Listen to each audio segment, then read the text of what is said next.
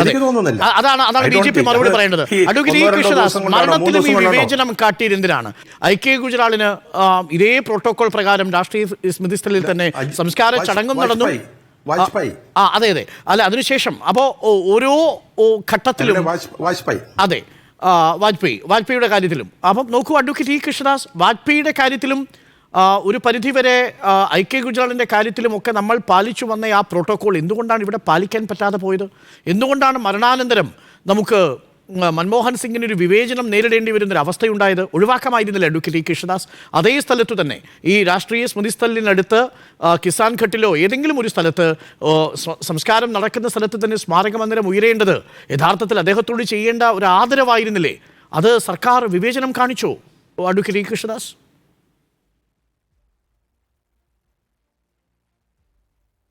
അരുൺ, നമസ്കാരം. ഞാനിനി വിഷയത്തിലേക്ക് വരാം. നോക്കൂ, ഇങ്ങനെ ഒരു വിവാദം ദൗർഭാഗ്യകരമാണെന്ന് സണ്ണിക്കുട്ടി എബ്രഹാം പറയുമ്പോൾ തന്നെ കോൺഗ്രസിനെക്കാട്ടും വലിയ ഒരു വാദമുഖങ്ങളാണ് അദ്ദേഹം മുന്നോട്ട് വയ്ക്കുന്നത്. മൻമോഹൻ സിംഗിനെ സത്യത്തിൽ ആരാണ് ഈ അനാദരവ് കാണിച്ചിരിക്കുന്നത്? 7 ദിവസത്തെ ദുഃഖാചരണം നടന്നുകൊണ്ടിരിക്കുന്ന സമയത്ത് കോൺഗ്രസിൻ്റെ ഏറ്റവും ഉന്നത നേതാവായിട്ടുള്ള രാഹുൽ ഗാന്ധി ഇപ്പോൾ എവിടെയാണ്? പുതുവത്സരം ആഘോഷിക്കാൻ വേണ്ടി അദ്ദേഹം വിയറ്റ്നാമിലേക്ക് പോയിരിക്കുന്നു. അപ്പോൾ ഈ 7 ദിവസത്തെ ദുഃഖാചരണം എന്ന് പറയുന്നത് അത് വേണമെങ്കിൽ സർക്കാർ നടത്തിക്കോട്ടെ, മോഡി വേണമെങ്കിൽ നടത്തിക്കോട്ടെ, ഈ രാജ്യത്തെ ജനങ്ങൾ വേണമെങ്കിൽ നടത്തിക്കോട്ടെ. ഞാൻ വിയറ്റ്നാമിലേക്ക് സ്മൃതിസ്ഥലിൽ എന്തുകൊണ്ടൊരു സ്ഥലം ഒരുങ്ങിയില്ല? എന്തുകൊണ്ട് അവിടെ ആ വിഷയത്തിലേക്ക് വരാം. നമുക്ക് രാഹുൽ ഗാന്ധിയുടെ വിയറ്റ്നാം സന്ദർശനം നമുക്ക് ചർച്ച ചെയ്യാം. പക്ഷേ ചോദ്യം ചെയ്യില്ലല്ലോ. എന്തുകൊണ്ട് സ്മൃതിസ്ഥലിൽ ഒരു സ്ഥലം കൊടുത്തില്ല? നിഗംബോധ് ഘട്ട് എന്ന പൊതുശ്മശാനത്തിലേക്ക് ഒരു രാജ്യത്തിന്റെ പ്രധാനമന്ത്രിയുടെ എന്തിനാണ് ഈ തോക്കിനകത്ത് കയറിയിട്ട് വെടിവെക്കുന്നത്? ഞാൻ ആ വിഷയത്തിലേക്ക് വരാം. നിങ്ങൾ രണ്ടുപേരും 3-4 മിനിറ്റ് സംസാരിച്ച ശേഷമാണ് എനിക്ക് അവസരം കിട്ടിയത്. ഞാൻ ആ വിഷയത്തിലേക്ക് വരാം. നിങ്ങൾ അതിന് മുമ്പ് തന്നെ എന്നെ എന്താ പറയുക, പ്രതിക്കൂട്ടിൽ നിർത്തരുത്. അതായത്, 1, അദ്ദേഹം വിയറ്റ്നാമിലേക്ക് പോകുന്നു. 2, ഈ 2013 മൻമോഹൻ സിംഗ് പ്രധാനമന്ത്രിയായിരിക്കുന്ന, വളരെ സൗകര്യപൂർവ്വം സണ്ണിക്കുട്ടി എബ്രഹാം ആ വിഷയം പറഞ്ഞില്ല. മൻമോഹൻ സിംഗ് പ്രധാനമന്ത്രി ആയിരിക്കുന്ന സമയത്താണ് ഓർഡിനൻസ് കൊണ്ടുവരുന്നത്. എന്താ ഓർഡിനൻസ്? ഓരോ നേതാവിനും ഓരോ സ്മാരകം ഒരു സെപ്പറേറ്റായിട്ട് സ്ഥലം കാണേണ്ട ആവശ്യമില്ല എന്നുള്ള രീതിയിൽ ഒരു ഓർഡിനൻസ് കൊണ്ടുവരുന്നത് 2013 എന്നാണ് എൻ്റെ പരിമിതമായിട്ടുള്ള അറിവ്.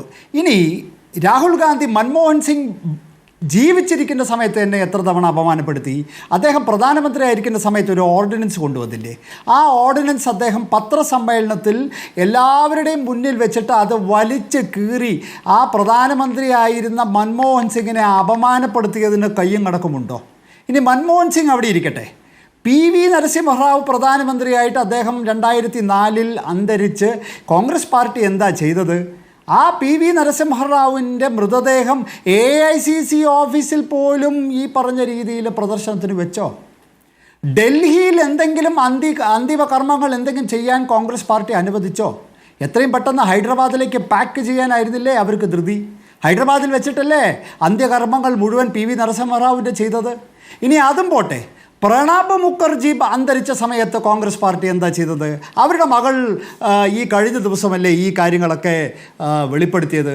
കോൺഗ്രസ് വർക്കിംഗ് കമ്മിറ്റി കൂടി ഒരു അനുശോചനം പോലും രേഖപ്പെടുത്തിയിട്ടില്ല. അപ്പോൾ ഇവരുടെയൊക്കെ സ്നേഹം എന്താ വെച്ചാൽ ഗാന്ധി നെഹ്റു കുടുംബം അല്ലെങ്കിൽ അവരുടെ ഈ ഫസ്റ്റ് ഫാമിലിയിൽ എന്തെങ്കിലും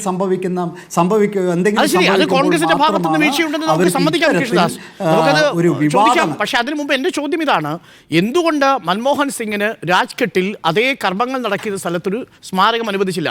നിഗംബോധ് ഘട്ടിൽ സംസ്കാര ചടങ്ങ് നടക്കുന്നു, അതേപോലെ സ്മാരകം അതിനുശേഷം രാജ്ഘട്ടിൽ കേന്ദ്ര സർക്കാർ വളരെ വ്യക്തമായിട്ട് കേന്ദ്ര സർക്കാർ വളരെ വ്യക്തമായിട്ട് തന്നെ പറഞ്ഞിട്ടുണ്ട് 2013 ഈ കൊണ്ടുവന്നിട്ടുള്ള ഓർഡിനൻസ് പ്രകാരം അത് ട്രസ്റ്റ് രൂപീകരിക്കണം. ആ ട്രസ്റ്റ് രൂപീകരിച്ച് ഈ പറഞ്ഞ സ്ഥലം ആ ട്രസ്റ്റിന് കൈമാറണം.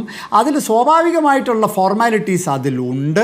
അത് പാലിക്കാൻ വേണ്ടിയിട്ടാണ്. സ്ഥലം കണ്ടെത്തി കഴിഞ്ഞു, അതിൻ്റെ നടപടിക്രമങ്ങൾ പൂർത്തീകരിക്കാൻ വേണ്ടിയിട്ട് മാത്രമാണ്. അതിനിടയിൽ അത്രയും ദിവസമൊന്നും ബോഡി വെക്കാൻ സാധിക്കില്ല. അപ്പോൾ എത്രയും പെട്ടെന്ന് അന്ത്യകർമ്മങ്ങളെല്ലാം പൂർത്തീകരിക്കുക, പിന്നീട് വളരെ മനോഹരമായിട്ടുള്ള ഒരു സ്മാരകം പണി ചെയ്യുക എന്നുള്ളതാണ് ഈ സർക്കാരിൻ്റെ നയം. ഞാൻ ഒറ്റ കാര്യം ചോദിച്ചോട്ടെ, ഈ കോൺഗ്രസ് ഈ പി വി നരസിംഹറാവു എന്ന് പറയുന്ന ലിബറലൈസേഷൻ്റെ അല്ലെങ്കിൽ നമ്മുടെ രാജ്യത്തെ ഏറ്റവും വലിയ രീതിയിൽ എക്കണോമിക് റിഫോംസ് കൊണ്ടുവന്ന പ്രധാനമന്ത്രി, ബഹുമാന്യനായ പ്രധാനമന്ത്രി, ഈ ഏത് രീതിയിലാണ് കോൺഗ്രസ് പാർട്ടി കൈകാര്യം ചെയ്യുന്നത് നമുക്കറിയാമെന്ന് മാത്രമല്ല 2024 നരേന്ദ്രമോദി വേണ്ടി വന്നു ആ പി വി നരസിംഹറാവു എന്ന മഹാമനുഷ്യനെ ഭാരതരത്നം കൊടുത്ത് ആദരിക്കാൻ. ശരി, ഞാൻ മറുപടി കൂടി ഒന്ന് കേട്ടിട്ട് വരാം.